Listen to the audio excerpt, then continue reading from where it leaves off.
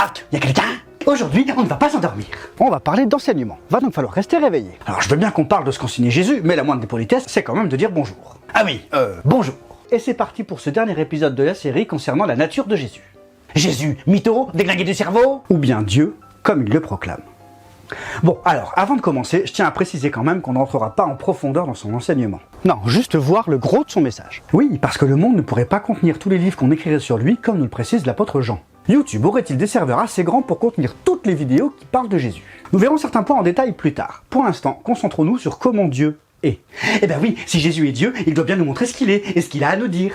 La foi chrétienne est différente de toutes les autres religions. Confucius avait un message qui a eu un impact puissant et bénéfique pour la culture et la société. Respecter ce qu'il a enseigné revient à améliorer son niveau de moralité. Tout repose sur les écrits de Confucius. Shakyamuni, qui a fondé le bouddhisme, disait que les personnes mauvaises sont prises dans un cycle de réincarnation en vue de se bonifier à travers les différentes vies.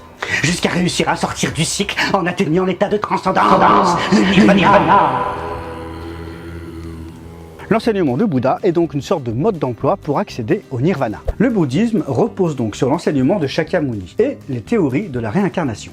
Ah bah je vous ai prévenu, on survole le sujet. L'islam nous dit qu'il faut croire en Allah et en ce qu'il s'est révélé à Mohammed. D'après l'islam, le Coran est la dernière révélation de Dieu aux hommes à travers le prophète. Il faut donc bien étudier le Coran pour connaître l'enseignement révélé à Mohammed. On peut donc être bouddhiste sans rien connaître de Shakyamuni, musulman sans savoir comment a vécu Mohammed. Le tout est de croire que ce qu'ils disent est vrai, et qu'en respectant leurs paroles et leurs enseignements, nous arriverons là où ils nous promettent d'arriver. Nirvana, paradis... Mais Jésus nous a dit: croyez en moi. Non, il a pas dit croyez en ce que je dis. Il a pas dit faites ce que je dis, comme tous les autres fondateurs des religions. Jésus nous a dit croyez en moi. Moi, croyez en moi. Comme Dieu. Quand il demande de croire, quand il dit qu'il est.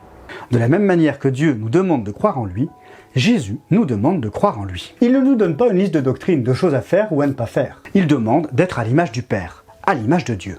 De le connaître et de vivre comme il a vécu sur terre. Donc un chrétien, c'est quelqu'un qui est comme Christ, qui vit comme Christ, qui a reçu le mandat pour représenter Dieu sur terre. Jésus annonçait qu'il était le Christ. Il nous demande donc d'être comme lui pour être comme Dieu l'a prévu, à son image.